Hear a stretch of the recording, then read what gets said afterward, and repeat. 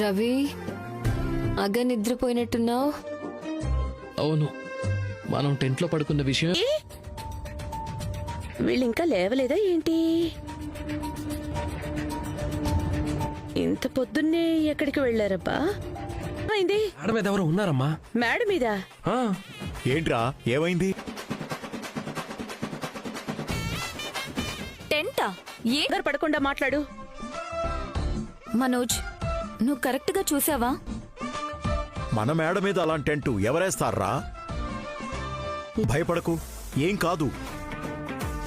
ఆ టెంట్లో ఎవరున్నారో అమ్మా, నువ్వు వెళ్ళి బాలుని పిలు, పైకి వెళ్ళి చూసొస్తాం.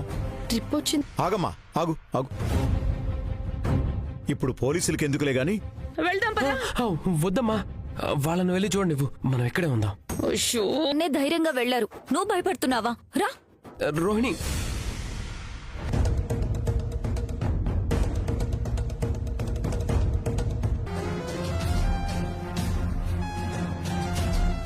చూసారా చూసారా, ఇక్కడ చాలా బాగుంది కదా. దీనిలోనే మనం పర్మనెంట్ గా ఉండిపోదాం అనేలా ఉంది. అమ్మో ఆంటీ, లోపలెవరో లేడీస్ మాటలు వినిపి వసూలు చేసేదాన్ని కదా. టెంట్కి రెంట్ ఏంటి? నీ కక్కుర్తి ఇక్కడ కూడా ప్రదర్శిస్తున్నావా?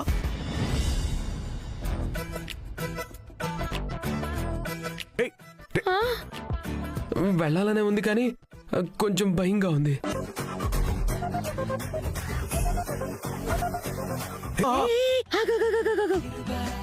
ఇలా ఒక్కరు ఇద్దరు కాదు గాని అందరూ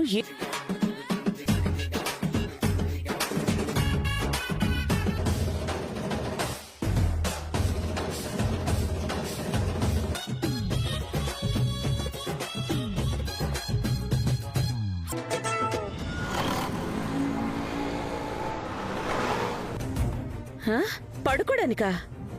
రాత్రి మీకు మా రూమ్ ఇచ్చాం కదమ్మా. మీనా వాళ్ళ ఆయన నిన్న రూమ్ కి తాళం వేసుకున్నారు కదా, పడుకోవడానికి ఇబ్బంది అవుతుందని తెలిసింది. కానీ నేను ఆ టెంట్ నిన్న మధ్యాహ్నమే కొన్నాను. కానీ ఇక్కడ కూడా టెంట్ వేసుకుని పడుకుంటారా?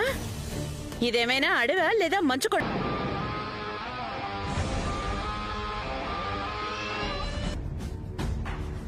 రేయ్, మీకు ఇంట్లో నలుగురు చూసేమనుకుంటారు చెప్పు? ఎవరో ఏదో అనుకుంటే మనకేంటి? తాళం వేసుకున్నాడని నువ్వు టెంట్ కొనడం ఏంటి?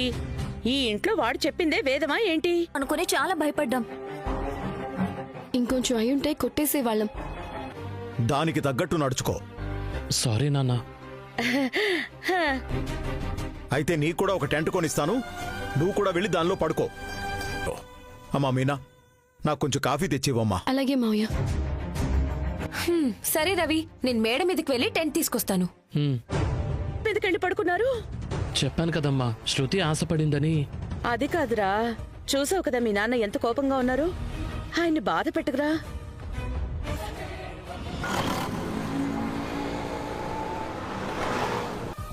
నేనక్కడి నుండి వచ్చేటప్పుడు ఆ బాలుగాడు చాలా కోపంగా ఉన్నాడు. అలాంటిదేం లేదు మామ్. 2 రోజుల నుంచి చాలా బిజీగా ఉన్నాను. టెర్రస్ మీద టెంట్ ఫోల్డ్ చేస్తున్నాను. టెంటా? ఓ అదా, నేను రవి రాత్రి ఈ టెంట్లోనే పడుకున్నాంలే. వాళ్ళ రూమ్ ఇచ్చారు, కానీ తర్వాత రోజు అతను రూమ్. ఇప్పటికైనా అర్థమైందా నీకు? మిడిల్ క్లాస్ వాళ్లతో మనకి సెట్స్. మాకు ఆంటీ వేరే రూమ్ ఇచ్చారు. కానీ నువ్వింకేం చెప్పకు. ఫోన్.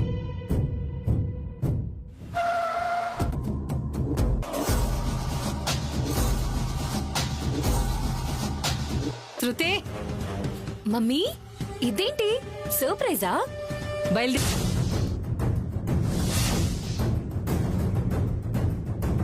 ఈ మెట్ల మీద, ఆ మేడ మీద.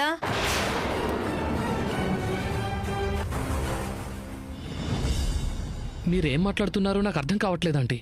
తెలుసు, నమ్మి వచ్చిన అమ్మాయిని భద్రంగా చూసుకోవడం మాత్రం తెలీదా? రవి, ఏం జరిగిందిరా? తెలీదమ్మా. ఇంతగా ఎందుకు అరుస్తున్నారో నాకు తెలియడం లేదు. నువ్వు కూర్చోండి, మాట్లాడుకుందాం. మనిద్దరం కూర్చుంటే సోఫా కూలి చాపలాగా మారిపోతుంది.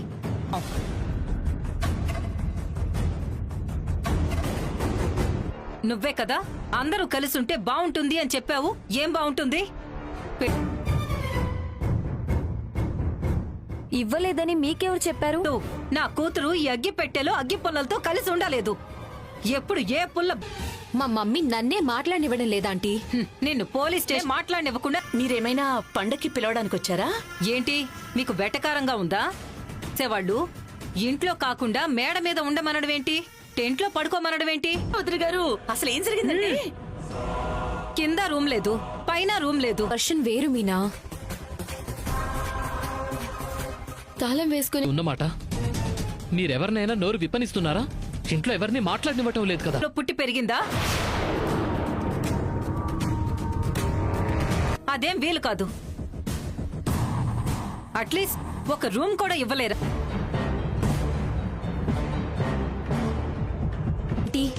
మీరెవ్వరూ ఎక్స్ప్లెనేషన్ ఇవ్వాల్సిన అవసరం లేదు. ఈ కన్ఫ్యూజన్ అంతా నా వల్లే వచ్చింది. నీ క్యారెక్టర్ గనక సీరియల్లో ఉంటే డబ్బింగ్ చెప్పేవాళ్ళు మానేసి వెళ్ళిపోతారు.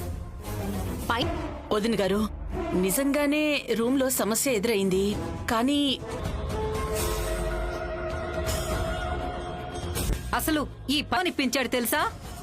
ముగ్గురు కొడుకుల్ని కన్నప్పుడు 3 రూములు అప్పుడే కట్టించొచ్చు కదా. షో అయ్యి బాబోయ్ వచ్చేసాడు వీరభద్రుడు. వీరంగా కదా ఒకదాన్ని ఎందుకు కన్నారు? రూమ్ కో బిడ్డను కనలేకపోయారా? ఏమండి ఏం మాట్లాడుతున్నారు? మేము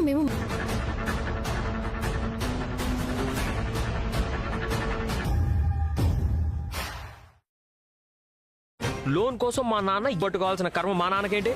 రవి ఏం మాట్లాడుతున్నాడో విన్నావా? సంసారం మీ నాన్నని వెధవ అంటున్నాడు.